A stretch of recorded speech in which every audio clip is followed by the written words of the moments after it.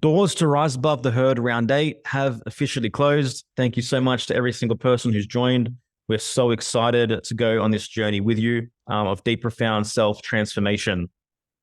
Today, we have Mark Gober returning. He first joined us on episode 133, and he's back with a brand new book, An End to Upside Down Medicine. And here we have what I believe is quite a potent conversation on the topic, challenging germ theory, challenging conventional medicine, challenging the allopathic system, and bringing about new ideas, new options, and new pathways of exploration. I think you're going to get a lot of value from this. Just quickly before I bring Mark on, if you're seeking community, if you're seeking to build genuine relationships with aligned people, then we do have our membership platform. It's called Friends of the Truth.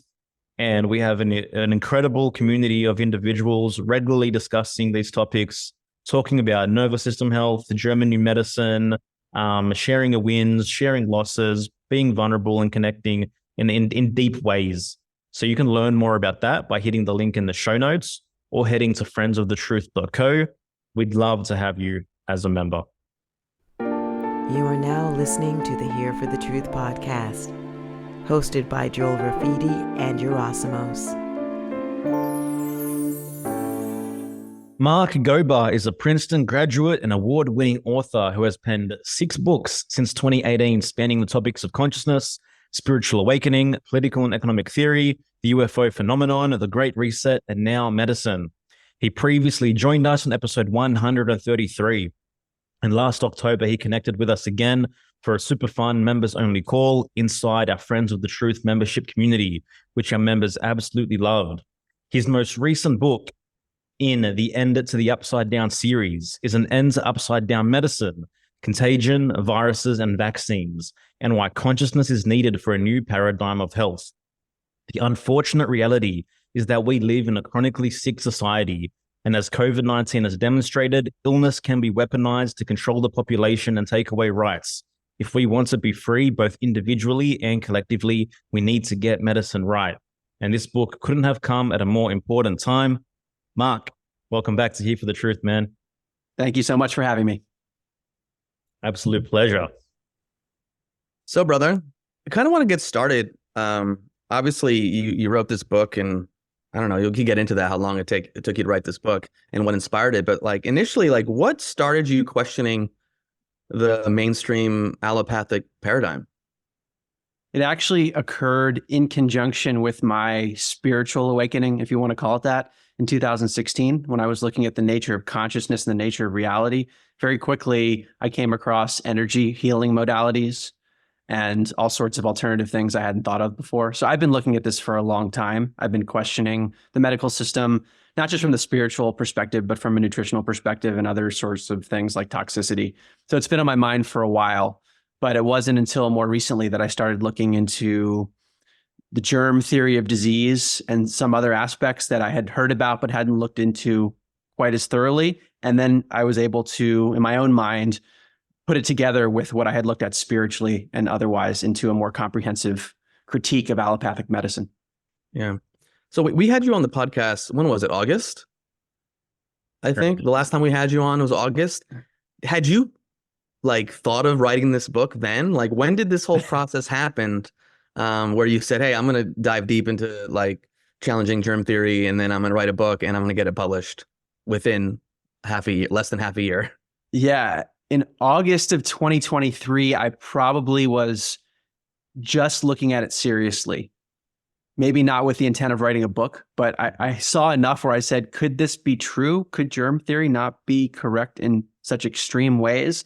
And I was maybe in the beginning stages of trying to convince myself or to refute the alternative perspective. So I didn't know I was going to write a book. Okay.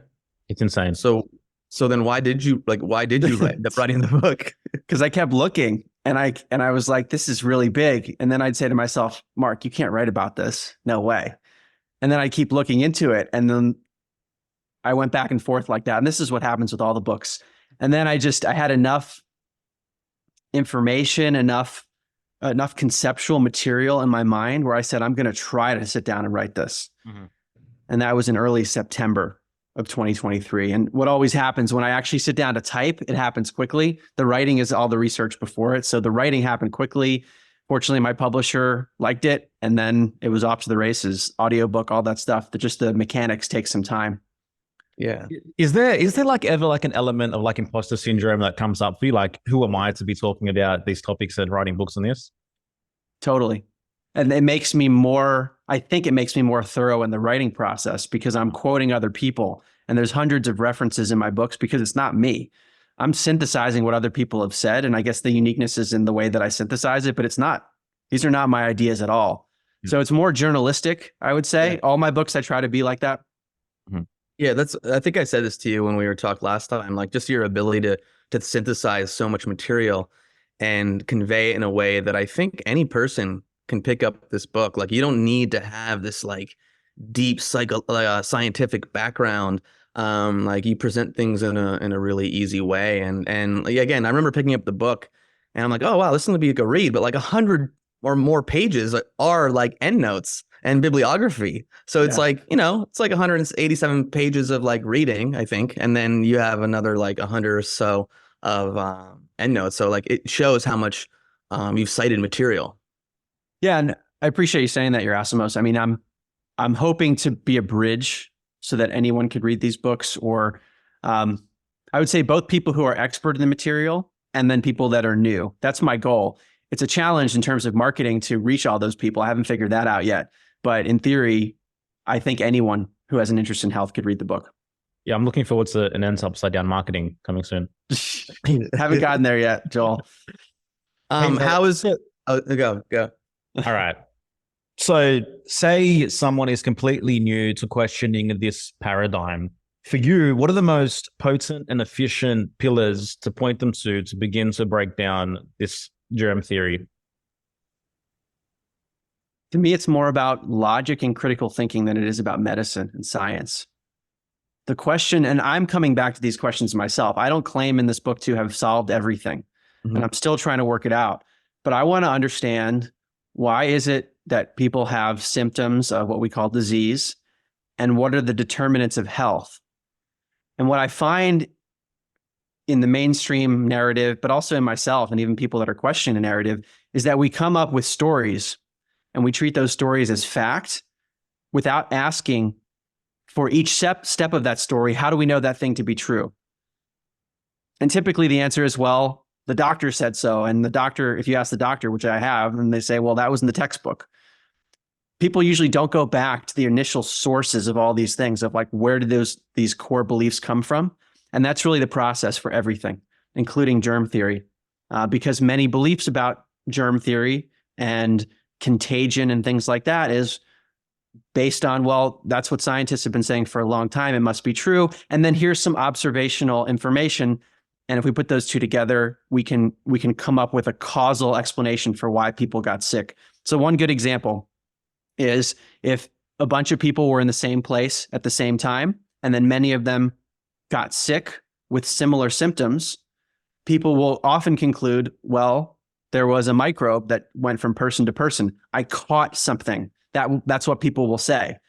And where my mind goes now is, that's a really good hypothesis, and it's one that we should consider. But why else might people have gotten sick in the same place at the same time with similar symptoms? What else were they exposed to physically or even psychologically that we should consider? And then I'm going to pause there, because I know people, their like psychological immune systems start to activate and say, no, it had to be a virus. Well, like, what if there was a toxin in the place that people didn't acknowledge? So that's the kind of thinking that I'm hoping to inspire. Yeah, and also, like, how about for all the people that are in the similar environment that don't come down with symptoms? How do you explain that? I mean, allopathic medicine, even in some holistic worlds, would just say, oh, well, they had a strong immune system, and it's just like, that doesn't sound very scientific to me either. Yeah, it's Dr. Tom Cowan calls it inventive reasoning, is that people start off with a bunch of assumptions about something, then they invent reasons to explain, oh, well, those few people didn't get sick because of X, Y, and Z. And then I would ask, well, how do you know that they had a stronger immune system? Like, can you show that to me? Can you show studies that explain why a few people didn't get sick when everyone else did with similar symptoms? Like, that shouldn't happen, right? If there's a microbe going from person to person and it's that contagious and that lethal in the case of pandemics, Why did some of them not get sick? Explain it to me. And I haven't heard a good answer to things like that. Yeah, no, never. It's funny how like rooted assumptions can really build a cage around our minds, which then becomes very tricky to unlock. And it's like, you're right, there's this whole paradigm, just scientists have said it for hundreds of years. It's been repeated for so long. But it's very rare that, we get individuals who want to see the evidence and want to look at the history and want to read the old books and want to read the old refutations and all this stuff, and begin to really like unpick that prism. Yeah. No, you continue. Yeah, Joel, I agree with you. And that was part of my awakening process, is to peel back the onion to look at the original sources of why do people have the beliefs they have now. And what I had initially considered to be just maybe like an aspect of the COVID conspiracy truther movement. That's how this started really in early 2020. Some people were saying COVID's not a big deal. It's all about an injection, a vaccine agenda. That was one part of the fringe, if you want to call it that. Then there was a further one which said COVID doesn't even exist as a virus. So I remember hearing this stuff, and many people would say this is a psyop. This is just something to discredit the entire truther health movement. But when I started to look into it, I realized this is a long-standing question about health and disease, a fundamental question that really hasn't been solved very adequately. So looking at like Louis Pasteur in the late 1800s, he was looking at rabies, and he was unable to find anything that was causing the symptoms that he saw. So he said there must be a virus. And that was the kind of thinking. They didn't have the technology to be able to see anything that small. Where does the word virus originate from? Yeah. It goes back to the Greeks, and it means poison. So if you even trace the history, and that's what I do in the book, I show different dictionary definitions, and it's had a different meaning over time. And so it might be the case that a virus is a form of a poison. Maybe it's a psychological poison or an environmental poison or something else. And things changed in the 1950s with the advent of genetics, really. The Watson and Crick paper on the double helix structure in 1953. That was a big deal. And Dr. Stefan Lanka, who is a microbiologist, virologist, he points to that as one of the turning points, where it's like this thing that we didn't understand, which people were calling a virus, that they figured was being transmitted from person to person. Now we have a genetic explanation for it. We can call it this dangerous gene. And then in 1954, this was the fundamental experiment, Enders and Peoples, that I feel like many people in the medical field haven't familiarized themselves with, surprisingly, but this is the fundamental experiment, the fundamental methodology that's now used to isolate a virus. And I would argue the definition of isolation is improper, but it's their way of identifying that a virus exists, which is taking fluids from a sick person and then putting it into what's called a cell culture, but it's a soup of material that has lots of toxic stuff in it, like antibiotics. It also has monkey kidney cells, and it can differ depending on the experiment. But when they take the fluids from a sick person and put it into that soup of material, the scientists find that some of the cells break down. And their conclusion is, well, there must be a virus in there because cells broke down. The problem, there are two big problems that we'll call it the no virus community will point to this. And these are really just questions of the scientific method, not even medicine in a way. This is just logic. If you're going to take fluids from a fluids from a sick person and claim that there was a virus in there that caused cells to break down in the soup, you need to isolate. You need to have just a virus that you put into the soup, because there could be other things in the fluids from a sick person that cause breakdown in that soup. How do you know it was a virus if you didn't isolate a virus first? Where in this case, I'm referring to the traditional definition of isolation, which is to separate from other things. In the case of the traditional experiment, they're not separating it from other things first. It's just fluids from a sick person. Even if they're partially filtered fluids, how do you know it's just the virus that causes the cellular breakdown? And the other problem, that's problem number one, which people would say is the lack of an independent variable, meaning the variable you're going to introduce in the experiment to see what happens in the experiment. That's pretty basic for the scientific method, to have an independent variable isolated.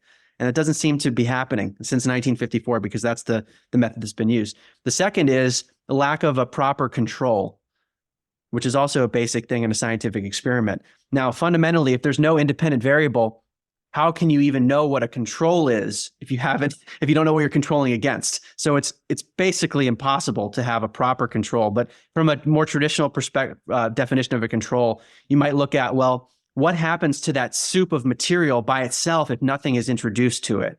Or if we add, like Stefan Lanka, he added yeast RNA in one experiment to the soup. He didn't add a virus, and the cells broke down in the soup with yeast RNA, not a virus.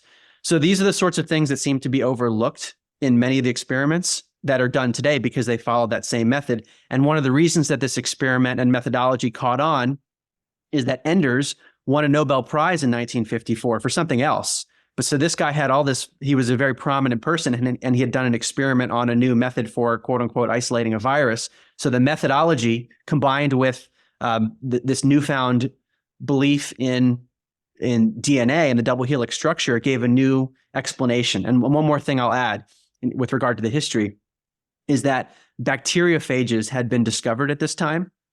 And years later, I believe it was 1969, the Nobel Prize was won on that. And the website still exists for like the significance of that event. And they said, the bacteriophage served as a model for viruses elsewhere. And a bacteriophage is usually believed to be a virus-like particle for bacteria, even though many people would dispute that it's actually virus-like. But a bacteriophage is something that many people acknowledge has been isolated, and it's sort of this parasitic particle for bacteria.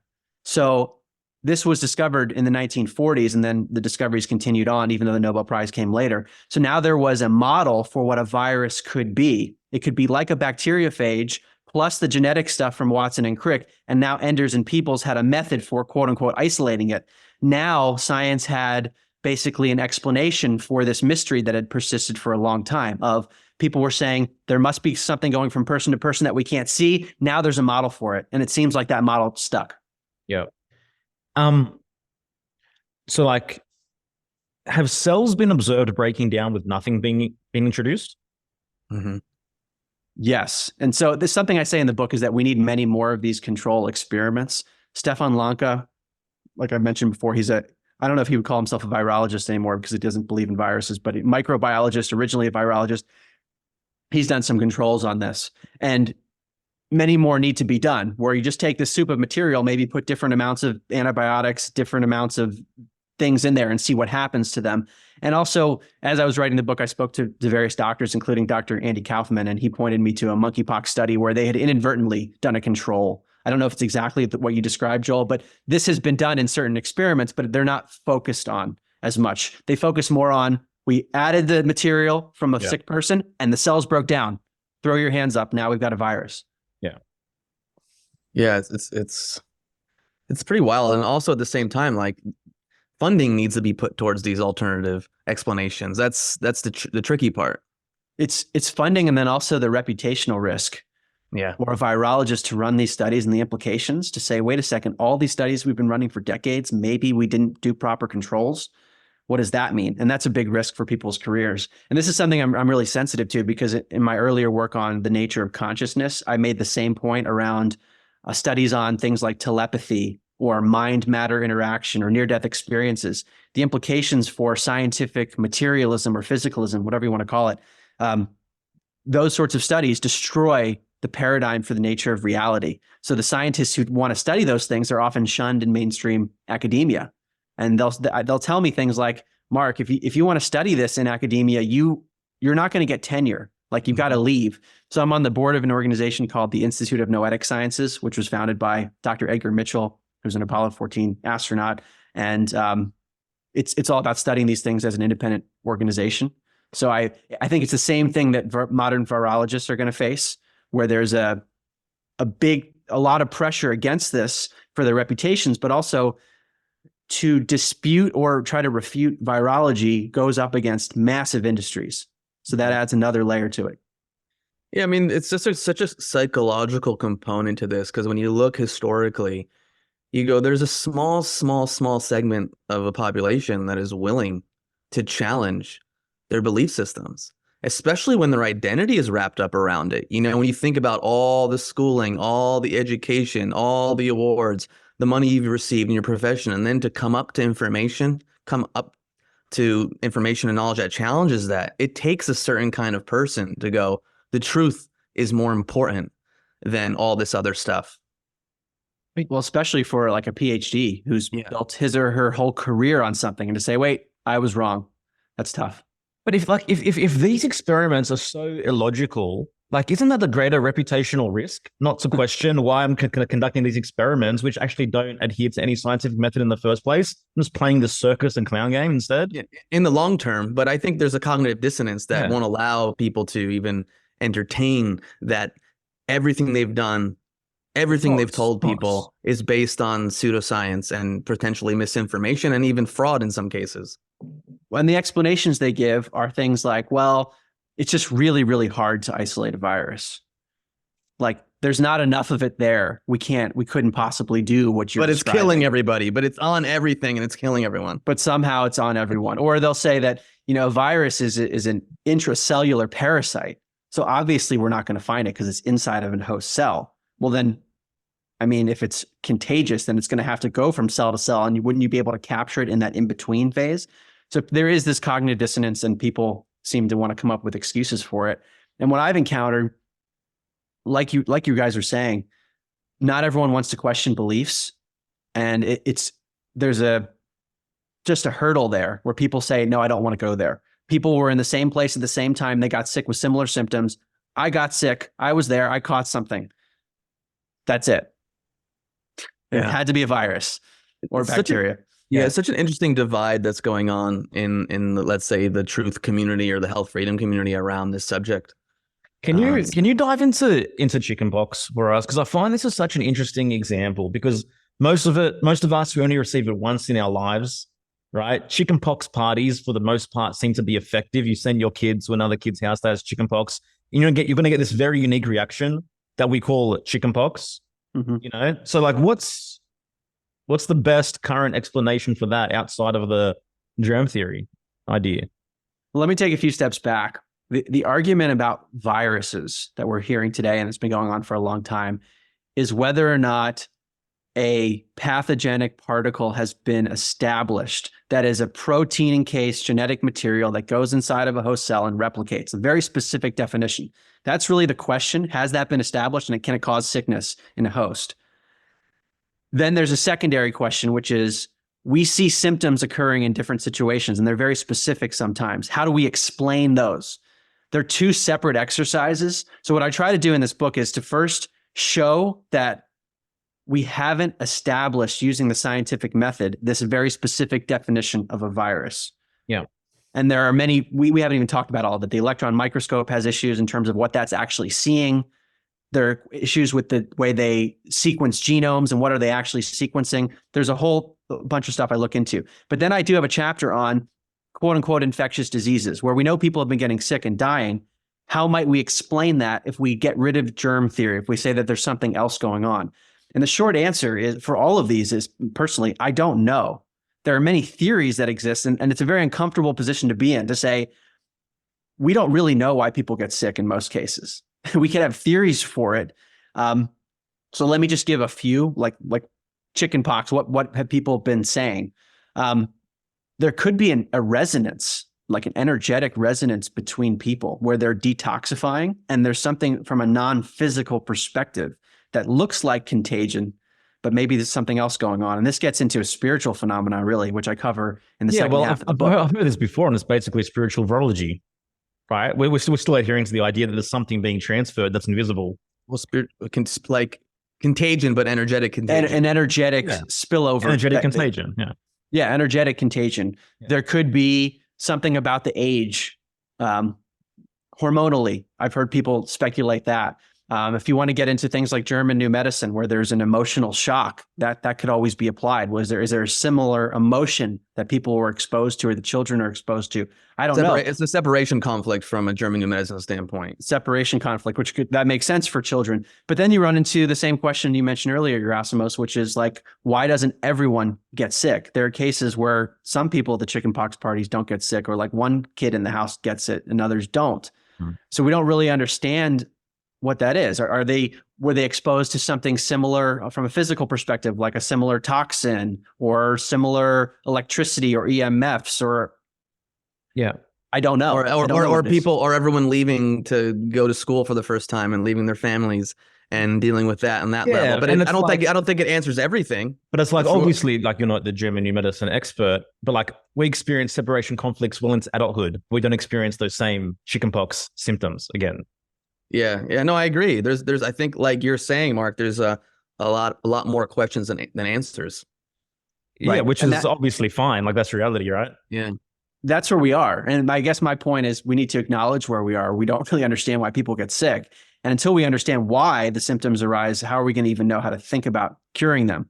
Whereas in the allopathic model, they see a symptom and say that we just need to get rid of that however we can. And it's like exploding a bomb, and maybe they get rid of the symptoms, but then they do all sorts of other harm.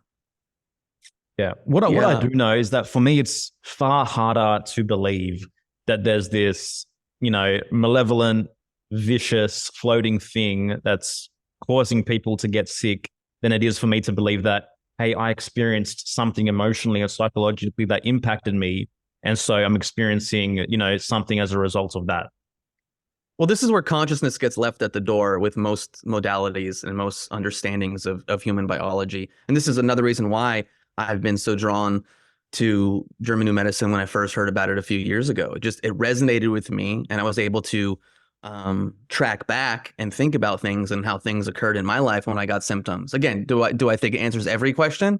No, but I think it's very holistic and scientific with the brain scans. But we don't need to go into that. We're actually going to have Melissa come on for a fifth time and do a foundational deep dive in of GNM as opposed to all the other conversations we have. But anyways, I'm curious your thoughts on that as well, like from a consciousness standpoint, because I think that's a thing I have an issue with some of the people in the terrain community when it's materialistic in the same sense because they blame a toxin for everything, So it's like, okay, sure, it's not a virus, but it's a toxin. You're still dealing with a material potentially.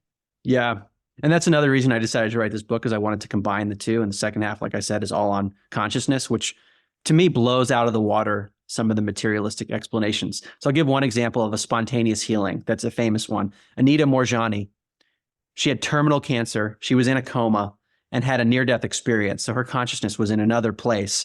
And she had a realization about herself. In addition to being immersed in unconditional love and things like that and encountering her deceased father, she had this realization that she was very harsh in the way she judged herself. And she goes into that in much more detail in her books. But she came out of that coma and her cancer disappeared. The doctors were looking for the tumors and they were gone. Like, when things like that happen, these spontaneous remissions, that's not a toxin. That's not an EMF. She had a psychological shift, a spiritual consciousness shift, and she was cured. So I do think there are materialistic components to illness that we have to consider, like nutrition's important. We should try to avoid toxins. EMFs, these things are harmful for sure. But then there's the spiritual component, which might supersede all of it, which if you really get to the heart of it, that's where health and disease lies. Well, and even when you think about these things, what's a person's relationship to EMFs? What's a person's relationship to toxins? I mean, I see people all the time like, oh my God, they're spraying us. Oh my God, there's a cell phone tower. Oh my God, there's this. Oh my God. Like, what is that doing to your body? Like, how is your body interpreting that thinking and that feeling? Exactly. And it can be a self-fulfilling prophecy to a certain degree. And this also feeds into the vaccine conversation. Yeah. Which is like, yes, there's toxicity there, but how much is our own consciousness going to play into it? And if we are in a spiritually high state, can we withstand more toxicity? I mean, my hypothesis is yes. Well, yeah. And also back to what we were saying before, it's like, let's say a million children, let's take a million children, they all get the 72 or so doses. Okay. Not all of them are coming down with the symptoms that some of them might come down with. So right. How do you explain that? Some will say, oh, well, I don't have the right detoxification pathway and the proper gene, et cetera.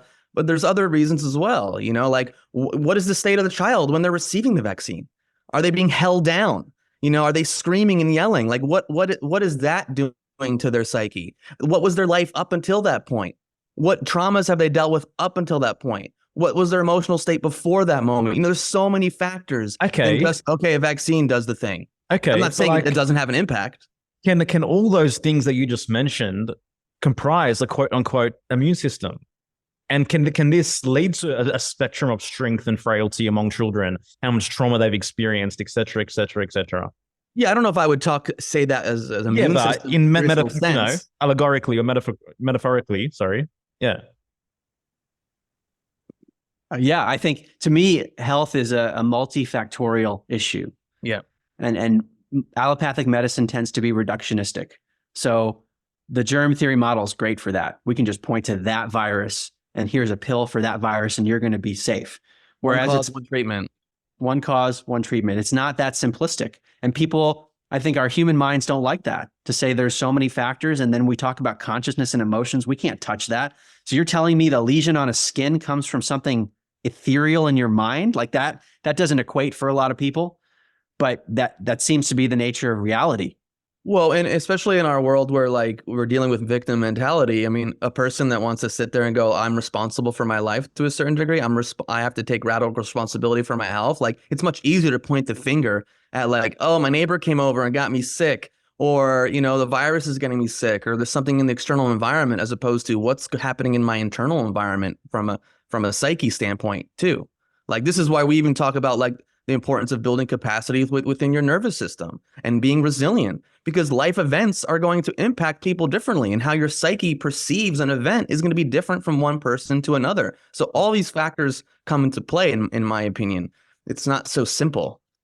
And this also leads to a deeper metaphysical question that I get into this stuff in the second half of the book. And what I tried to do in this book is to be as tight scientifically as I could. So there are these theories about consciousness and German new medicine. I love all of it, but it just hasn't been tested in the way that, let's say, a PhD at Harvard is accustomed to, because we just don't have the funding or the replications of it. So I'm open to all this stuff for sure. I hold it in a theoretical light because I would love to see more testing to understand it. But where I'm going is, if we look at the nature of reality and where different data points might push us, is that we are in some ways evolving. Maybe that's the core of what we're doing. And illness and symptoms could be indicators as to where we need to look at a soul level. So we get sick with something and we could say, well, from an allopathic perspective, let me get rid of this symptom because we got to get you back to work. Whereas from a more spiritual perspective, perhaps what's happening is you need to evolve and grow and look at something. And that's why these symptoms are emerging. And it could be on a level of your consciousness, maybe a pattern of thinking and beliefs that you need to examine. And if you don't, you're going to keep getting sick. Yeah. Or maybe, as opposed to being a signpost that you need to evolve, maybe it's a signpost that you are evolving, right? Because there's always pain in the in-between in the in-between stage of something cracking open, in something expanding. Well, and also our view of these things happening, even the word sick, you know, I get it. It's an easy word. Everyone knows it. Everyone can relate to it. But like that has a different energy to it, a different quality to it when someone says it, oh, I'm sick, as opposed to like, I'm experiencing an upgrade, I'm healing, like something of that nature is happening to me. Like, I just feel like that changes the dialogue a person has with themselves as well. Like just the languaging that they use. Right. It's scary. And then that fear can induce other problems because we don't feel good. I mean, we associate not feeling good with something bad, and that makes sense. But then from a higher perspective, what we might call bad locally, from a macro perspective, it leads to beneficial change. So like an easy example is working out at the gym. It can be really painful, but then there's muscle growth and resilience later. Yeah. Yeah. So just having that awareness too, like while you're having an experience, like this is good for me, as opposed to something's wrong with my body. What is happening? Like that changes the game, in my opinion, that simple reframe. Yeah, that's a hard one to get out of. I know it in myself. It's like the symptoms come and you're worried, is it going to continue? What's going on? And versus my body is acting in an appropriate way to heal itself because it has natural detoxification and healing methods. And this is just how it works. I'll give you an example. So just recently, I went through like a healing crisis, like, I don't know, several months ago. And I'd been waiting a year to have this somatic experiencing session with this practitioner that I'd been wanting to work with. And, you know, when I had a pretty, you know, deep emotional experience in this session. And the next fucking morning, I woke up, I couldn't even open up my mouth. I had never experienced anything like this before. I couldn't open my mouth. The bottom right jaw was like swollen, painful. And like having the knowledge that I have, like I wasn't super worried, but it was probably the most painful thing I had experienced. And I had people recommend I go to like this amazing holistic biological dentist, et cetera. And I was like, let me just go and see. And even him, someone who's non-conventional, super alternative, like took some x-rays and he was like, listen, I don't normally, see this in someone 43 years old. They usually see it in their 20s. And he's like, I don't recommend anyone take out their wisdom teeth, but you should really, consider doing it. And like, I'm just like, no, I'm good. I'm good. And he's like, you should take all this oregano oil and you should take this homeopathic arnica. And so I started taking the arnica and the pain went away. And then that night the pain came back and I'm like, fuck this shit. I'm not taking anything. I'm not taking any more. I'm not listening at all. I'm just letting my body do what it needs to do, especially having the knowledge that I have from a G&M standpoint. And I dealt with intense pain for like 2 days. And then it came back and I was totally fine and normal. Whereas a large majority of people would have scheduled their wisdom teeth to be taken out like the next week. And so like, I'm just saying like there's this foundational understanding of this body of as a self-healing organism that needs to come into people's consciousness more, that I think is going to have huge shifts for people. And I know it did for me. And it still goes because I still have moments. I'm like, wait, is there something? Whoa, is there something? Fuck.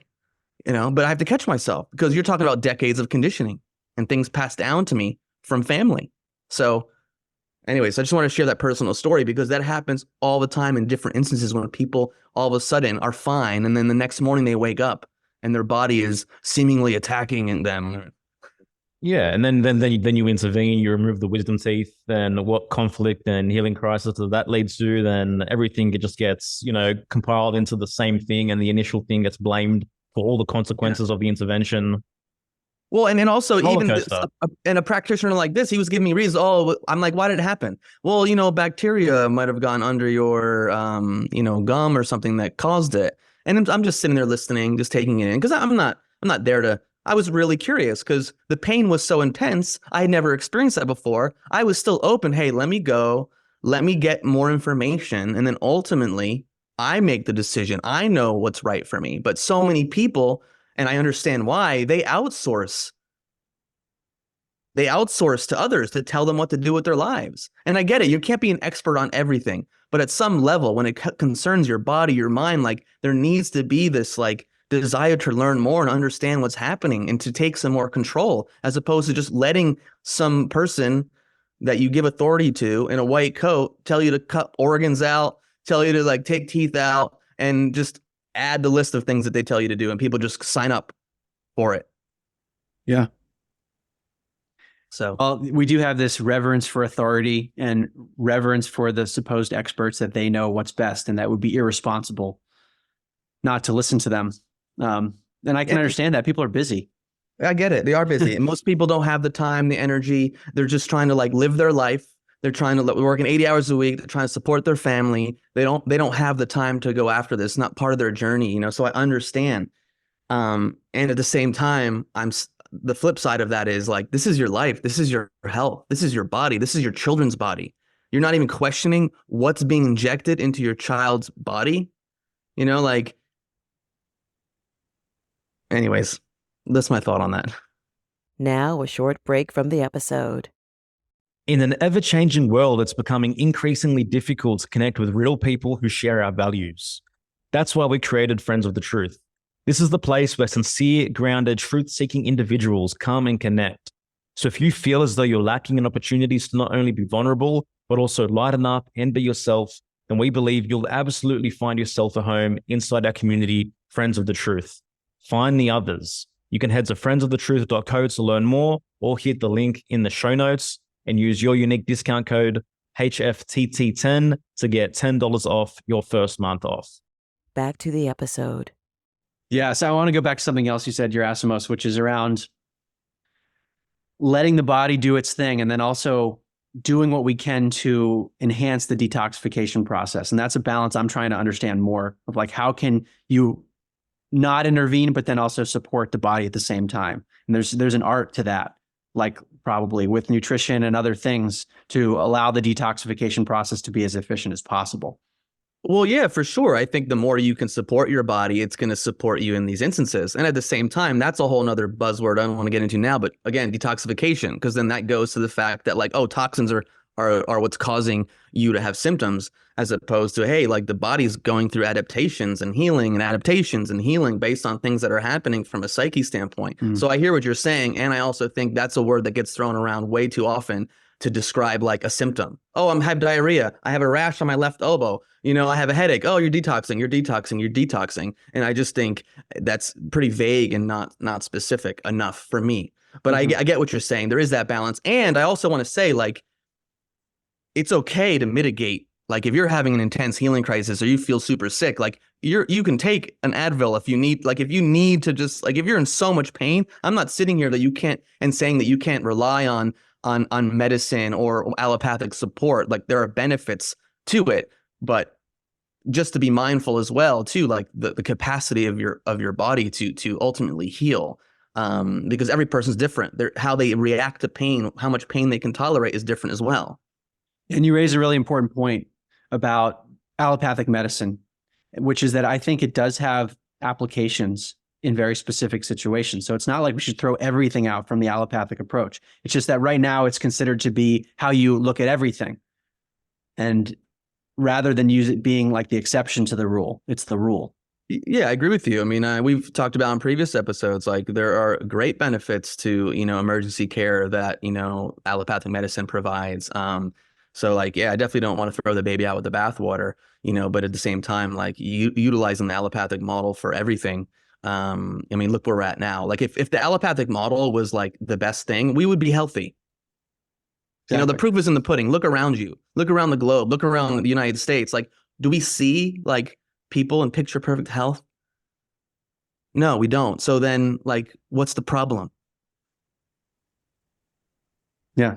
You know what I'm saying? So yeah. Okay. Do you believe people were generally healthier, say 50, 60 years ago, Yerasimos?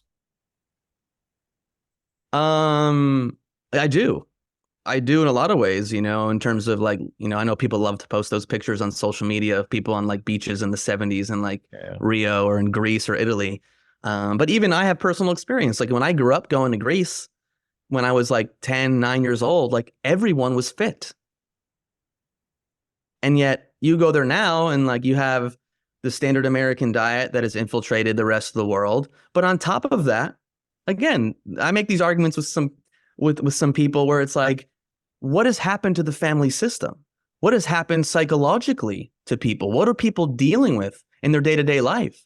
Are they more conflicted? Again, if you want to bring in this, the psychological and emotional element, are there breakdowns in human relationships that maybe weren't there in the same way? Is our environment overall, what was it, healthier then? People bring up the whole idea of like, the EMFs weren't as intense back then. There weren't as many toxins and chemicals. Like I'm open to all that, but there's just so many elements that are different in day-to-day society that impact a person's psyche and their body than there were 70, 80, 90, 100 years ago. Yeah, that was where I was getting at. Like, are we more conflicted because of a more complex world? Oh, I think we are. Yeah. Right. This is critical thinking is what you guys are describing. Like, what are all the possible factors that could be impacting our health? Not just the ones that medicine talks about. And that's where I think we're lacking as a society. They're not asking those questions. Okay. Okay, I want to rewind a little bit and talk about a subject that's near and dear to me because this is the subject that helped wake me up. I read Dr. Carey Mullis's autobiography, Dancing Naked in the Minefield, in 2005, and he had a chapter in there on HIV and AIDS that was challenging the conventional paradigm. That book was given to me by my acting teacher in New York City. He was a gay man. He was part of the dissident community. And so I thought it was pretty fascinating to read that. And that led me down a whole rabbit hole where I came across, obviously Mullis and Peter Duesberg and Stefan Lanka and watched different documentaries, et cetera, et cetera. So can you talk about that whole situation, HIV AIDS? Because I feel like so much of that can correlate to what happened with like SARS-CoV-2 and COVID. So I'd love to just kind of give a little bit of background on that from your perspective on what happened and how that's impacted us moving forward. Yeah, I'm glad you mentioned it because this goes back to the question of the history of science. Go back to 1954. That was the first virus isolation experiment. HIV as a lethal virus, that was early 1980s. So that was kind of the first big global virus that people were talking about in this way. There were some in between, but this was a major one. And what I didn't realize when I first heard in early 2020, when people were talking about no virus, is that that question came up with HIV AIDS too. So in my book, I start the book with chapter 1 is HIV AIDS, but I actually wasn't looking at it from a no virus perspective. I was looking at it from more of the traditional like HIV dissonant perspective, which is that yes, people get sick, there are symptoms, and a lot of people have died, but this virus called HIV is not the cause of it. And you mentioned Kary Mullis, Yerasimos, who is a Nobel Prize winner. He invented the PCR test. And in his autobiography, he talks about writing a grant proposal. And the first sentence of the proposal was, HIV is the probable cause of AIDS. And he said, well, I should footnote this. So he started asking around, like, what's the source for this? And he wasn't getting an answer. Even from Luc Montagnier, who won a Nobel Prize for his discovery of HIV, he was like, yeah, well, look at the CDC's website. So basically, he wasn't finding a definitive answer for it. And so there are many theories out there for what was causing symptoms, because people were having symptoms for sure. And a lot of people have died. There's no doubt about that. The question is why. So there are theories about various types of drug use in certain communities. If we go from a GNM perspective, which I didn't do in chapter 1 of the book, what were the psychological factors going on? What were the medications that people were given? AZT is one that's known to be toxic. It's a chemotherapy drug, and that was one that people were taking. So people, they may be tested positive on a test, which has many false positives. So therefore, they were HIV positive, and then they were given a medication, which might have given them more symptoms. So it's really an exercise in critical thinking again of like, what else could be causing these symptoms in these clusters of people? And is it a virus? Yeah. You know, Dr. Hammer, he has a quote. It's like the AIDS symptoms are the result of the invention of AIDS.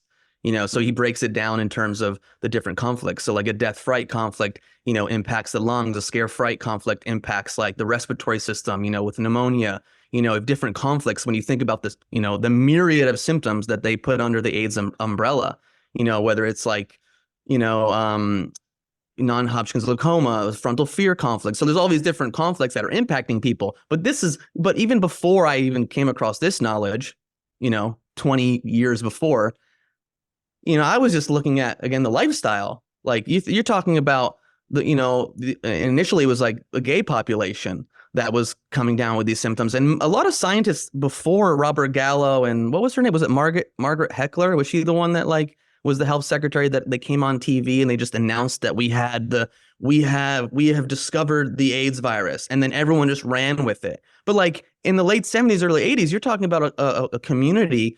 And I'm not hating on the gay community. I'm just saying, like, they're having sex with thousands of people a year. They're taking all these types of drugs. They're not sleeping. They're taking all these antibiotics from all this other stuff, not to mention the conflicts they're dealing with from a psychological standpoint, being attacked for their sexual orientation, et cetera, et cetera. Like, there were scientists that were saying it's multifactorial until this moment, when like the whole media just jumped on board Robert Gallo's research, even though later on we've come to realize that his research was pretty fraudulent and misleading. If you want to kind of comment on that anymore, a comment on that, obviously it's appreciated. Yeah, well, the announcement was that HIV is the probable cause of AIDS.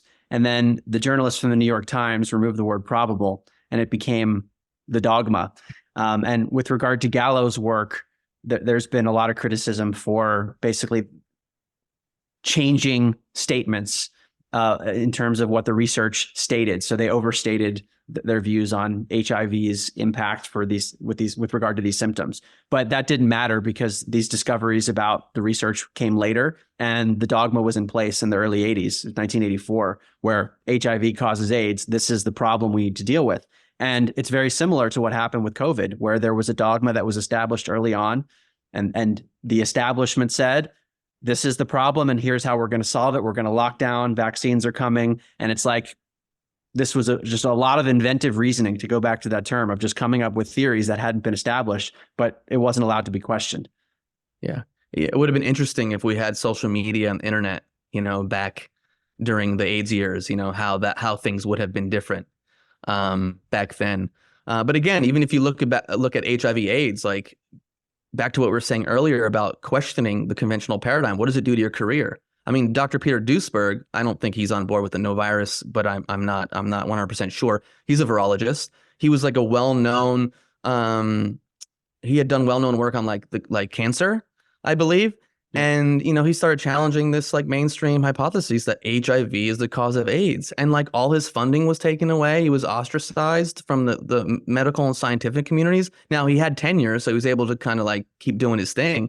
But like, if you go against the behemoth of the, government, medical, scientific, media paradigm, like, you pay the price. That's right. And he certainly did, even someone so credentialed. I mean, that's the crazy thing. It doesn't matter who you are. And Kary Mullis himself, a Nobel Prize winner, he took a lot of flack too. But you're also correct, Yerasimos, that Peter Duesberg was not on board with the no virus. He actually, he was critical of that position. He was like, this is a big problem. It's destroying the unity. There was an organization called the Perth Group, and they still have a website available, theperthgroup.com, where you can see their scientific papers. So it's not just like guessing that there's no virus. This was a real scientific debate, and their papers are available. There's a paper called HIV, a virus like no other, if your audience is interested. Highly technical. It's on their website. But so they were this dissident group within the HIV dissident group. And Peter Duesberg was saying, like, this is no good. And there's a professor from Virginia Tech, Professor Bauer, that I quote in my book. He wrote a 2014 foreword to another book on HIV, and he noted that there was this conflict within the HIV dissident community. And he said, at some point, this is going to have to be resolved. I'm paraphrasing it. And then what happened? COVID happened, and there was an opportunity to resolve this issue about viruses. And Kary Mullis died. Yeah, he died. Yeah, like right before. But we won't speculate on why that happened. This is why. This is why I give a lot of credit to Stefan Lanka too, because it's like he identified as a virologist and was willing to question the foundational premises. Whereas let's say you have someone like Duesberg, like his entire career is built on virology. So then to like question the foundational premise of that, I mean, that's a whole nother level than just questioning, does HIV cause AIDS? Right. It's very brave to do it. And he's taken a lot of flack. It's hurt his career in some ways, but in other communities, he's regarded as a hero. Yeah. And again, we're sitting here. I don't want people to like take this as like, okay, we know what's happening, and like, there's no virus at all. All of you are stupid. This is the problem I have. Like when you observe social media, people just like are arguing and yelling at one another, and they can't even just be open to the fact like, hey, maybe I'm wrong.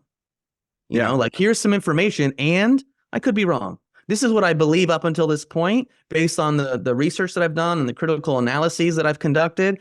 And hey, I'm open to being wrong, or for new information to come along. And there's no reason for me to be completely dogmatic about where I'm at right now. Yeah. And exactly. I get it. We have our moments, there's times where I've gotten self-righteous with certain things out of passion. Like, you have to look at this information. Oh my God, everyone needs to know this. I'm a little less that way these days. But, again, what does that mean too? Like, this is what I'm always so fascinated of. Like, why do certain people critique things or are more open to challenging their belief systems versus others?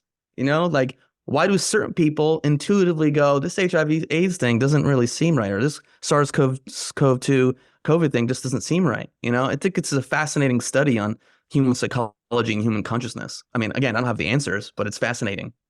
And one of the things that I've observed is the debates have become acrimonious, and then people become even more dogmatic when it becomes like a fight. So what I tried to do with this book, and we'll see if it's successful, is to take a non-combative approach. Really just journalistic, like these are the things that are happening. These are the freedom of information requests that have been submitted to over 200 organizations in 40 countries, led by Christine Massey, where they lay out in these requests, show me the studies of an isolated virus, et cetera, with all the details. And the organizations come back, including the CDC and others, saying we don't have any records of that. Like these are things that we have to reconcile without getting upset about it. I don't know. I mean, we're dealing theoretically with sub-microscopic stuff. I mean, the technology, the electron microscope was invented in the 1930s to be able to even see something this small. And when you can see something under the electron microscope, you have to destroy it. It's not even living.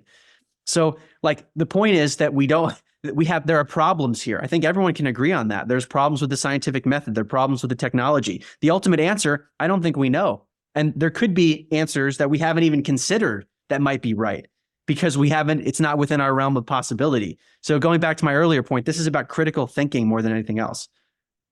Yeah. Hey, is the Nobel Prize like, is that just like the control system's avenue to give credibility to like the actors, their agendas? Every time I hear these things like, oh, Nobel Prize award winner, is it always attached to these things that are being questioned, you know? Yeah. Well, Yeah. it's even used on like the other side, like Kary Mullis, he won the Nobel Prize and he's challenging us, you know? Someone needs to look into the history of the Nobel Prize. Yeah. But again, I think, and you can talk about this, but I want to share my opinions where it's like, you know, a person's done or gone through a certain level of education or work to get to this point. It's why I think, listen, it's great that we're here and we're challenging these narratives. But when you have like someone in the system, a doctor that's challenging foundational premises of virology, it holds a certain weight, you know, I think. Totally. And for me as a writer, it's great to be able to include that if I'm trying to reach a mainstream audience. Say, look, this was Kary Mullis doing this. When I wrote my book on consciousness, the first one, An End to Upside Down Thinking, I quoted Brian Josephson. He's a Cambridge Nobel Prize winning physicist who's saying that I think telepathy is real and that quantum physics might help us explain it. And I interviewed him for my podcast, Where Is My Mind? So that's a bridge for people. And that's what I'm trying to do. Even if the Nobel Prize ends up being bogus in some ways, or it's, I mean, these are all smart people for sure. Yeah. But when they're able to turn and go against the narrative, that's powerful. Yeah, because, you know, being smart is one thing. Being able to like challenge your belief systems and critically analyze something is another thing, you know? Yeah. So, I want to talk about this whole lab leak idea.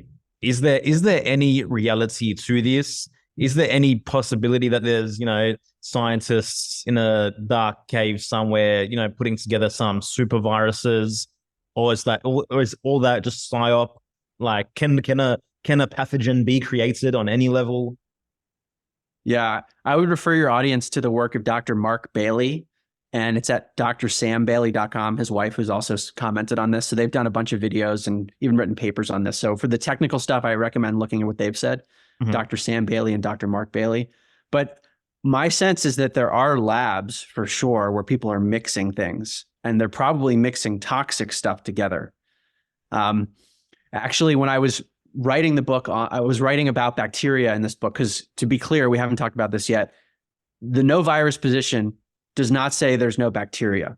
So bacteria have been isolated. They are much larger particles. They've been seen for a longer period of time as well. But the question is whether bacteria are pathogenic. Do they cause disease on healthy tissue? And from a terrain perspective, they don't. Bacteria appear at the scene to clean up dead and dying tissue. So if there's a quote unquote bacterial infection, that can happen if you have a lot of toxicity or something in the body, or maybe a psychological problem and excess cells that the bacteria are having to clean up, something like that.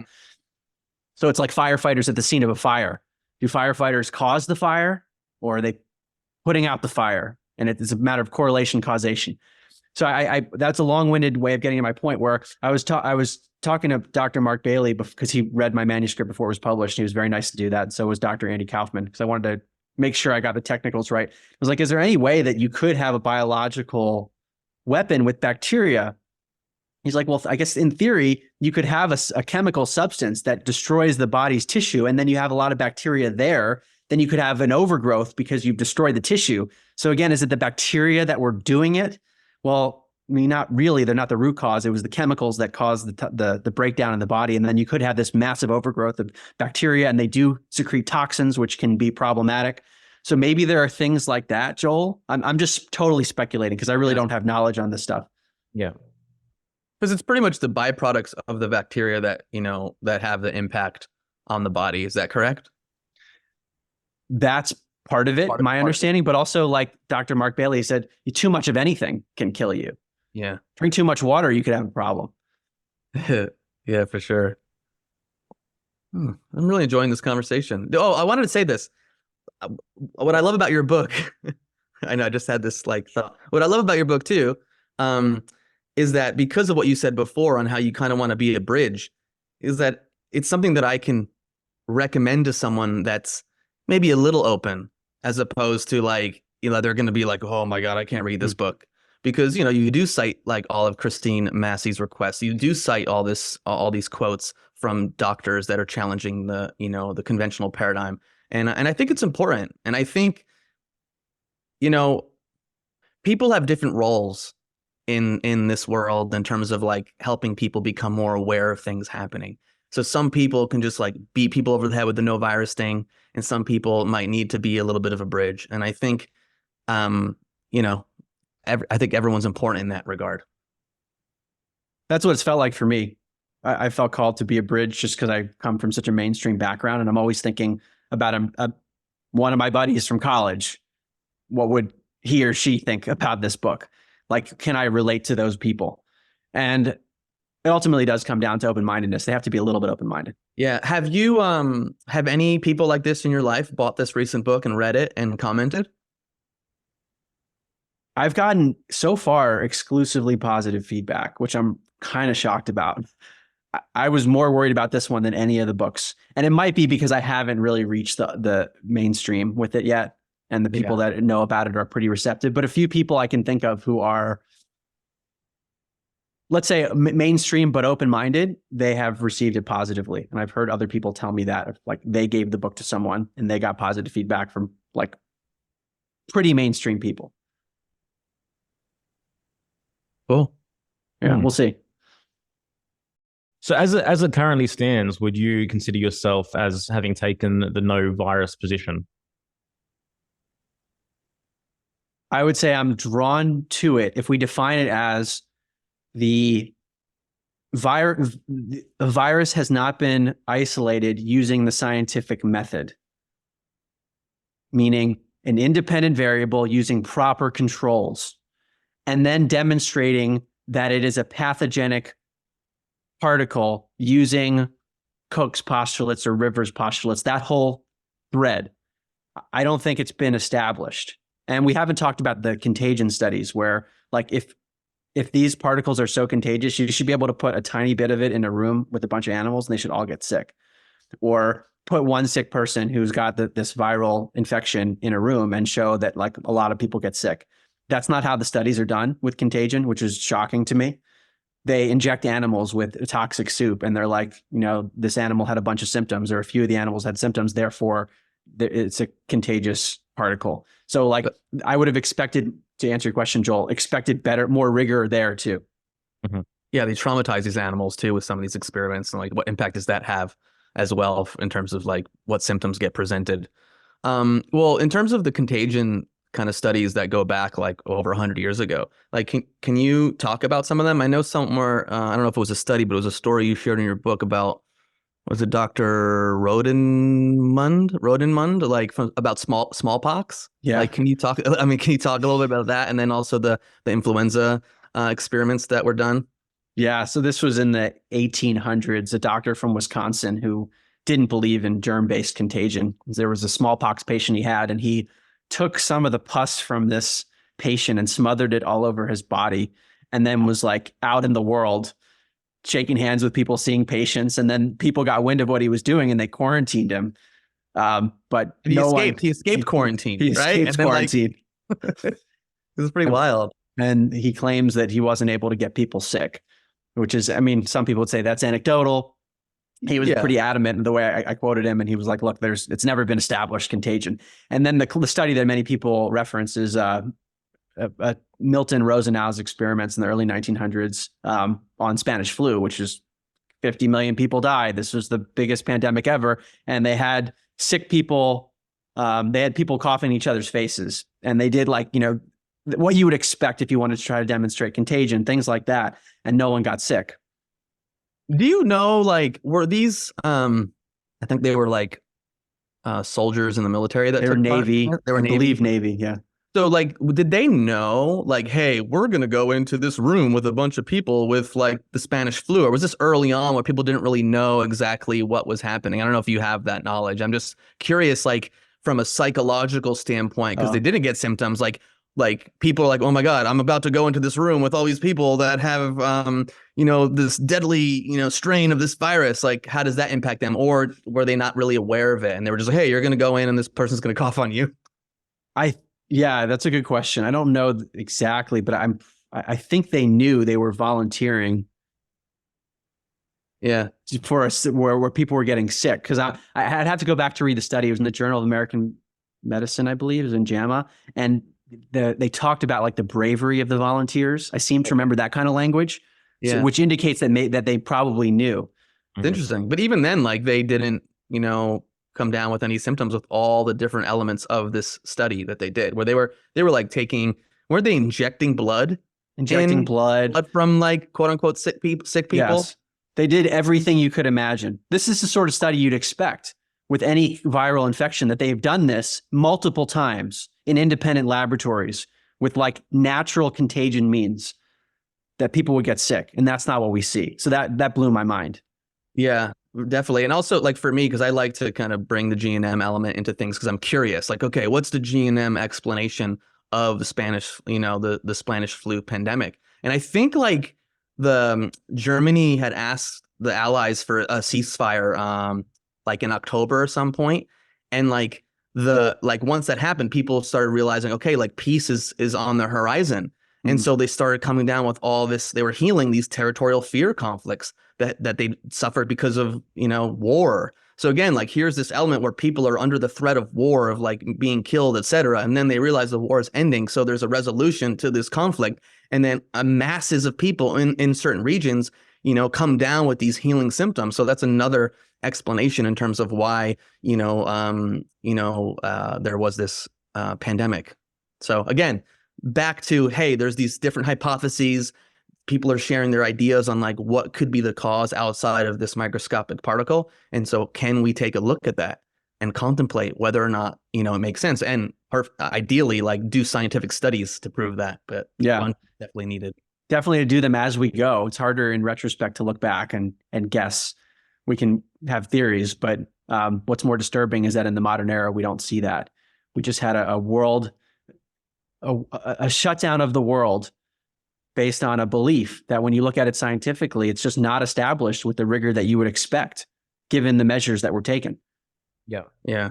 And it's provoked thousands of these conversations that are happening every single day right now, And on that note, I want to ask you, like, well, to both of you, like, how far along do you think, generally speaking, the collective sentiment is in terms of really questioning this paradigm? Go ahead, Yerasimos. You can start. I don't know. Like, it feels like it's been light years, but that's probably because I'm in it and I'm having these conversations, but. Well, I definitely think that, like I said earlier, or was it before? I don't know if it was earlier before we started talking. We pressed record. Like there seems to be a little bit of a tipping point.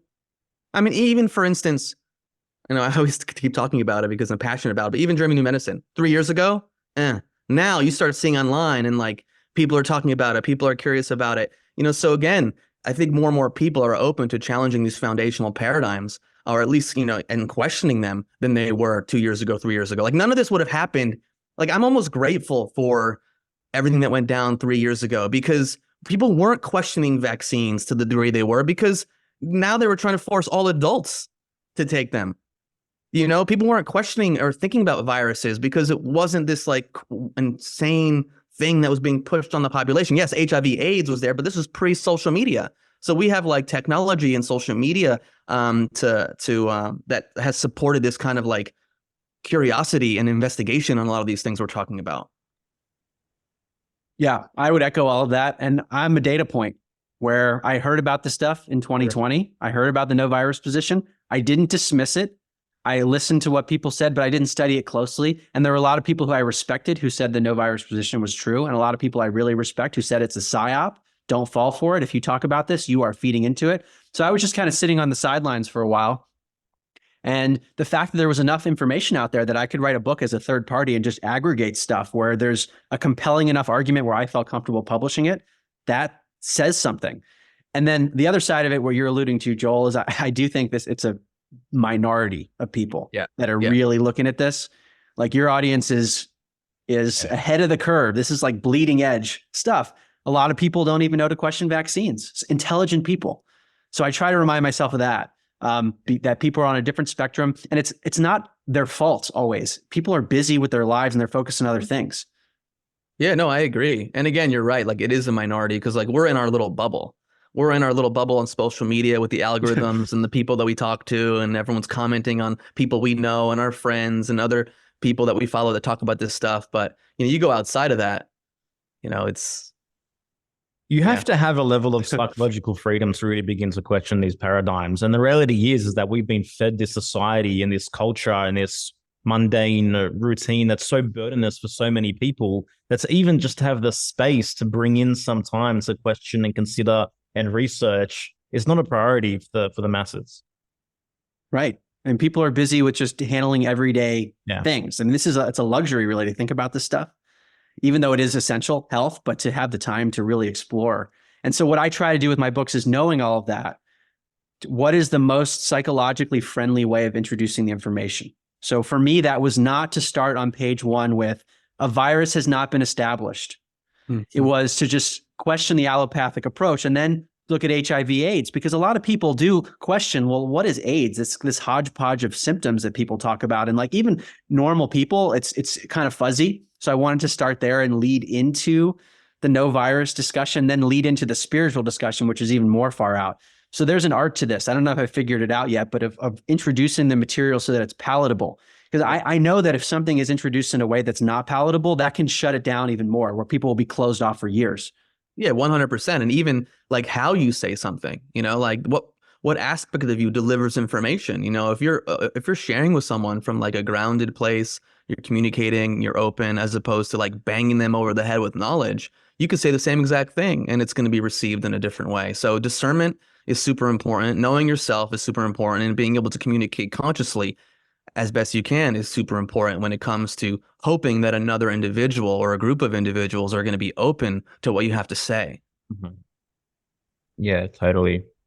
I just think like my oldest daughter's 5 years old. She's never been in a doctor's office. She's never seen a doctor, And I think when people really begin to not just intellectualize this information, but embody it and really bring it into their homes and live by it and build the capacity when, quote unquote, sickness comes around, so to speak, that's when the real shifts are going to take place, and that is happening. But as that becomes more mainstream, and regular doctor visits and regular checkups when nothing's happening becomes less and less relevant, the curve's really going to have a trajectory shift, in my opinion. Yeah, I mean, they're already, well visits are already down. Because of, I think, the last few years. And so like there is definitely a shift happening where people are questioning vaccines in general because of the COVID vaccine. Yeah. And also just the approach to medicine. What is a doctor's role? And one of the quotes I use in the book is that we should be looking within the macroscope rather than looking under the microscope with regard to health. So what a true doctor now, as I think about it, would be asking a person like, what's going on in your life? Start there. What's been happening? Where have you had any trauma recently? What's your emotional situation been like? And then work backwards. And then there's value in blood tests and things like that too. But it's a reversal. It's an upside down. I mean, it would help for all doctors to have some knowledge in psychotherapeutical practices as well, Sure. Yeah, or just understanding trauma and the body, or again, understanding natural laws that exist. But it's yeah, but then again, they're in a system too that doesn't support them, like insurance industries, like all these different elements of like, oh, I only have 15 minutes for my patient. Like I can't just spend an hour and a half with them being like, hey, what's going on? Like, oh, what happened to you? Oh, you went through this trauma 5 years ago. Oh, you resolved it now and you're experiencing these symptoms. Like, it's a complete paradigm. Which is why the conscious individual is going to seek decentralized services. Yeah, exactly. And it's going to happen on an individual level. Like, I don't think someone's going to roll up tomorrow and be like, we are tearing down the entire allopathic medical industry and now we're changing it. like all hospitals shall be closed tomorrow and they shall be replaced with centers of terrain and German medicine and biofield practitioners, et cetera, et cetera. Like, it's just not going to happen. It happens slowly over time. Well, your point, Yerasimos, gets to the energy behind this whole discussion. What are we really trying to do? Are we trying to take down the system? I mean, I feel like that's not what I'm interested in. And I don't think it's possible. Maybe it'll happen on its own. I actually end the book with a really good quote on this, that like the Leviathan system might fall under its own devices, but the individual's role is to save his or her own soul. Yeah. Mhm. Like that's what it comes down to. And then also to obey one's own conscience, Mhm. to want to help other people. But I think it starts with the individual. Like we have to do the best in our own, with our own body and our own family system and our communities, but the system's going to be itself. So I've noticed this shift in myself too. And I think I've seen it over the last 4 years. Like we saw what happened with COVID, and there was the outrage over the harsh measures taken. And it's like, we need to take down the system. And then people have softened. Some people have softened over time, where it's like, well, yeah, the system's going to do its thing. I'm going to be independent. Yeah. And again, this is how change happens. It happens at the individual level, which again, with this conversation, we're talking about individualism versus collectivism to some degree.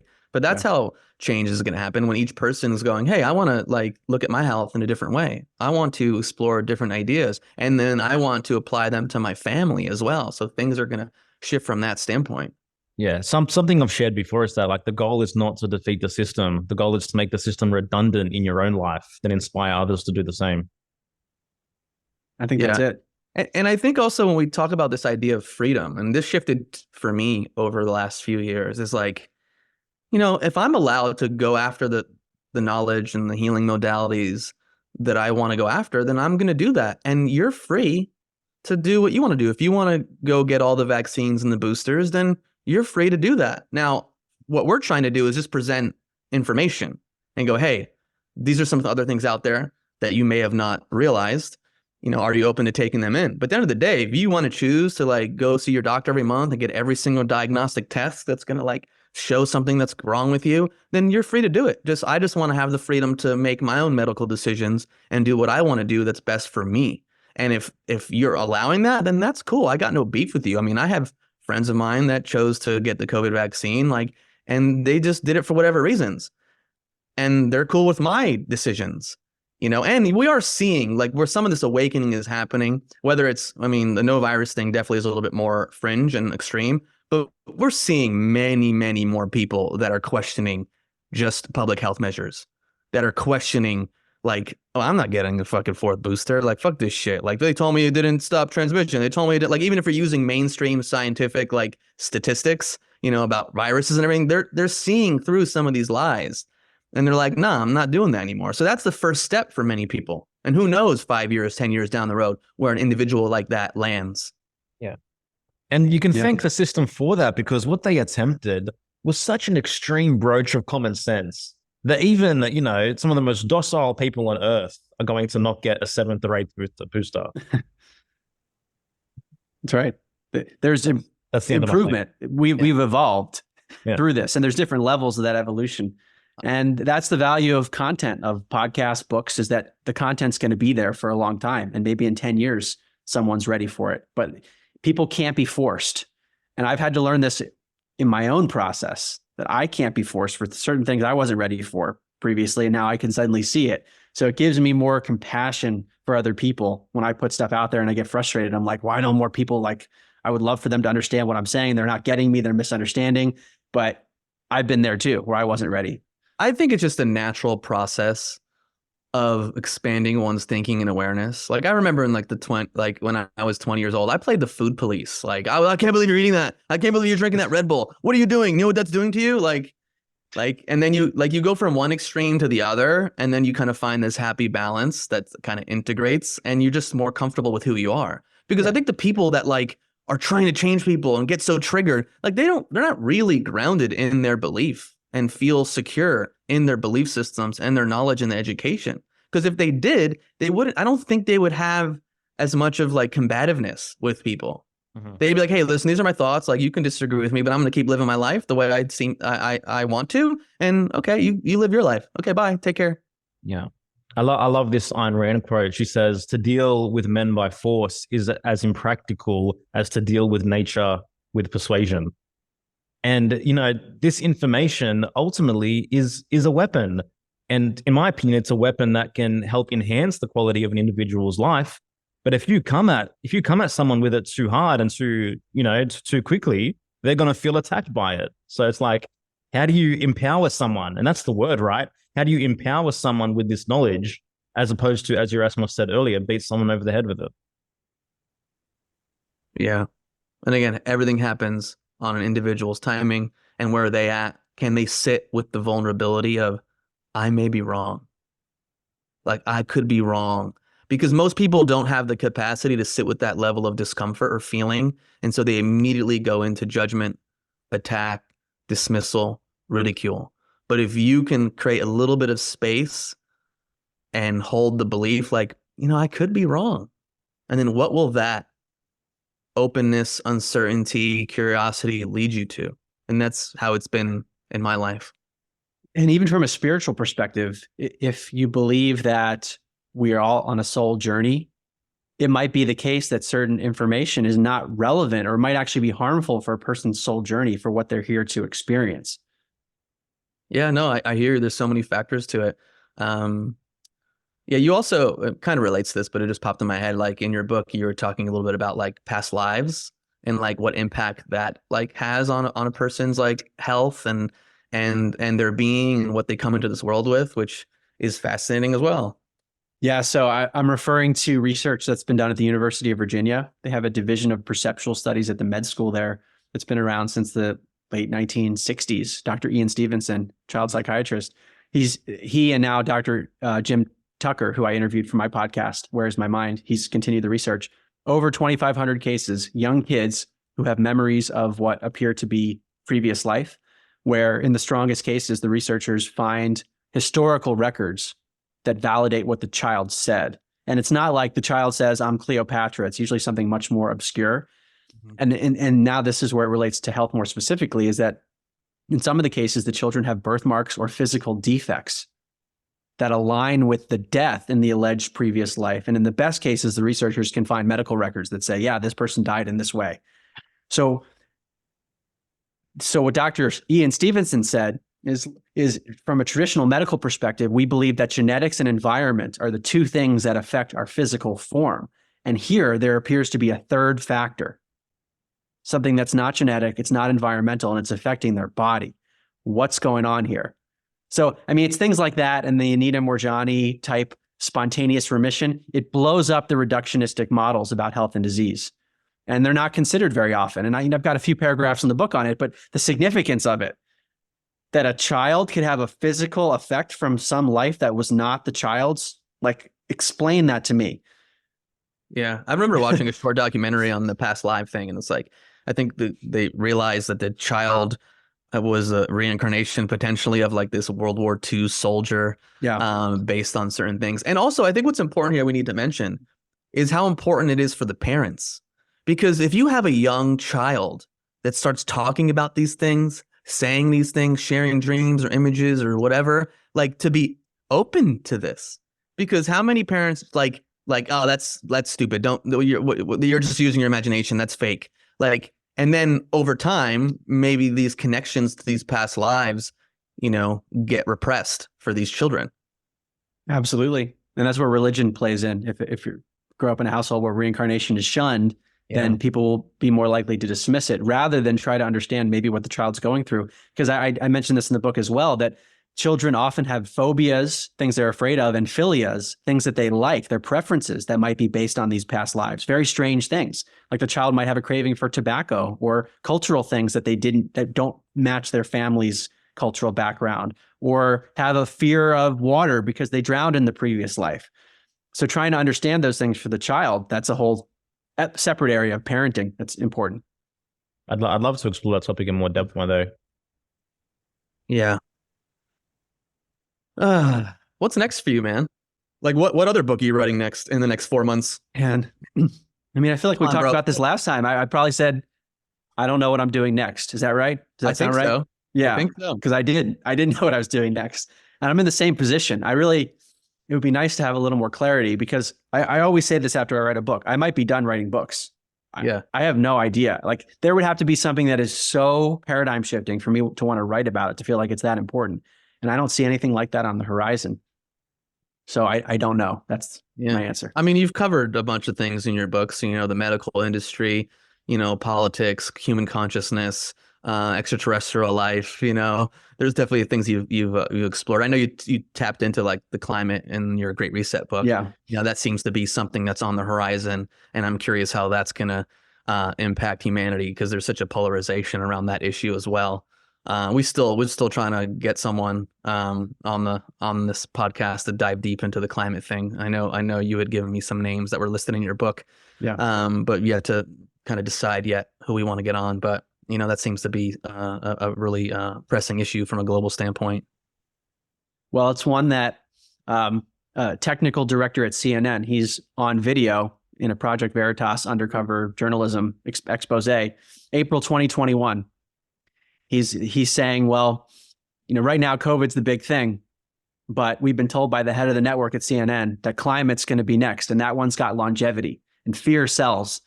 That was April 2021. We weren't talking much about climate, and he was right that when COVID died down, the hysteria died down, climate ramped up. So I agree with you that that's a big issue because, like with COVID, climate can be weaponized. Fear of climate change can be weaponized to take away rights. That's where the next SARP will be born. I've got no doubt about that. Yeah.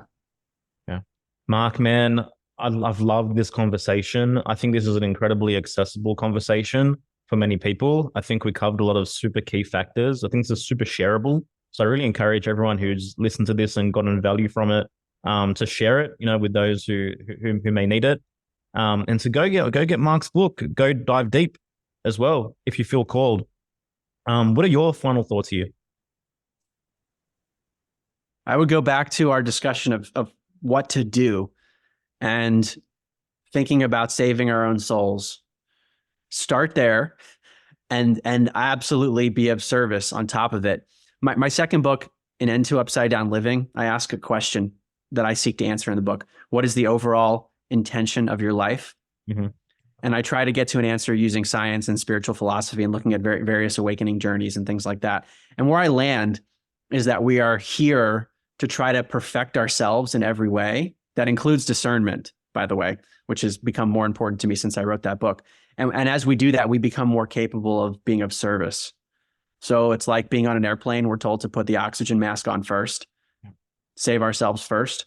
And that, I think that's important, because if we go too far on the service side without being stable ourselves, then we maybe don't do as good a job with it. And we see that playing out in the world. I feel like people's traumas are on display in the way that they handle things in a public manner. Mm-hmm. And if we can get really solid ourselves, then we become a better vessel, a pure vessel to be able to be of service. And that's been my MO, is like, what am I doing to perfect myself in every way? And then to be of service, to use that to help people. Yeah, man. Speaking our language. Yeah, well said. I mean, in my opinion, like, extreme altruism is a psychological weapon which has been harnessed by, the architects of control as well, to keep people with empty cups and keep them feeling just this inherent guilt for even following their own path and filling their own cup appropriately. And as a result, we see so many toxic relationships fueled by resentment and obligation and guilt and insecurity and all the rest of it. But yeah, I think you have to be a person of value to give value. Agreed. Dude, it's such a pleasure having you on again. Appreciate you. Appreciate the work you're doing. And looking forward to connecting again in the future. For sure. Thank you guys so much. No, thank you, Mark. Stay tuned for the wrap up, y'all. Peace. Another great episode in the books, man. Yeah, I loved it. Second time Mark came on. Pretty incredible that since our last episode with him, he wrote this book. I'm impressed by his ability to synthesize information and put it in book format. And, like, this is anyone who maybe has listened to episodes before, like, this is an issue that is so near and dear to my heart. It's definitely played a huge part in my awakening journey. Almost 20 years ago, challenging, the allopathic system, challenging mainstream science, diving into the HIV AIDS subject as well. And then where that led me. So it's a great episode to listen to, watch, and share with people in your life that you think are open. And like Joel said at the end, like, pick up Mark's book, start there. And we will be having Melissa on again for the 5th time soon. And then this time we're going to be doing like a foundational dive into germ new medicine, Dr. Hammer, the 5 biological laws. And, that'll also be a shareable episode for those of you that are interested in looking at that deeper. Yeah, totally. Nah, man, your passion comes through big time, bro, when we have these conversations, particularly centered around health.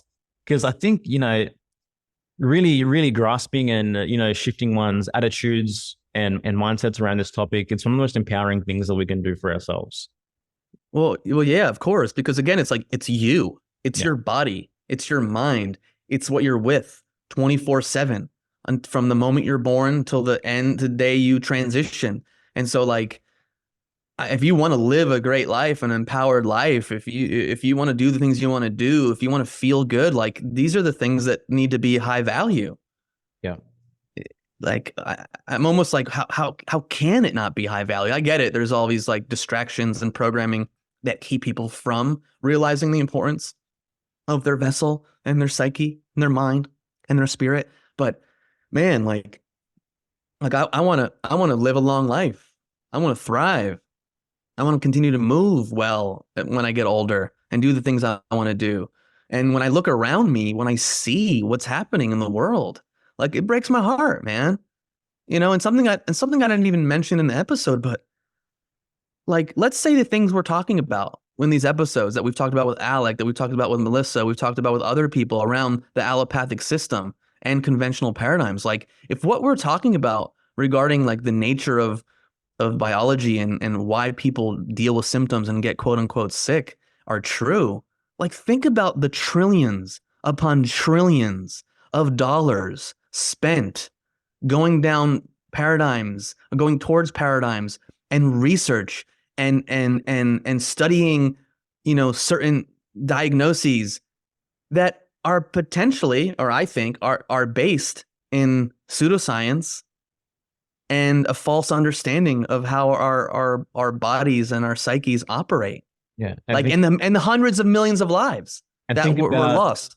Think about the advancement that would be possible if that was reallocated into some of these more alternative options that we're referring to, and how quickly we would flourish and thrive and grow and expand as a civilization if we were to look deeper. Yeah, well, yeah, and imagine if you have like a large percentage of the population that reduces their fear by like 50%. Because so much of the fear that we're dealing with is based on like, oh, my cousin got sick, or they got COVID, or this, the climate's gonna we're all gonna die. Like, imagine if there was more truth that was understood. But with everything else we talk about, when we talk about conspiracies, we talk about the architects of control. Like, that isn't the agenda. Like, these people, whoever they are, they don't want an empowered, educated population doing the things that they love doing. They're stuck. Many of them are stuck in these paradigms of work, or they're just like, they don't even have the time to explore these things. Yeah. You know what I mean? So it's like, and again, it goes back to what we ended the episode with. It comes back down to you. Yeah. What do you want? What do you value? What are you going to do with the time that you have? And that's what's going to change your life first and foremost, your family's life, your communities, and then that ripples on into the larger population. Beautifully said, man. Guys, thanks for being here. Thanks for listening. Thanks for supporting our work and our efforts. If you get the chance, please like, review, share this episode. Doors to Rise Above the Herd Round 8 are officially closed. To everyone that has joined Rise Above the Herd Round 8, we are so excited to go through another 8-week journey with you of deep, profound self-transformation and self-growth. That's it from us. Take care. Smoking mirrors, I'm seeing through the illusion. Waking up in a time they think you're in a delusion. Somebody set the alarms, cause they be too busy snoozing. I'm in a DeLorean, fast forward and evolution.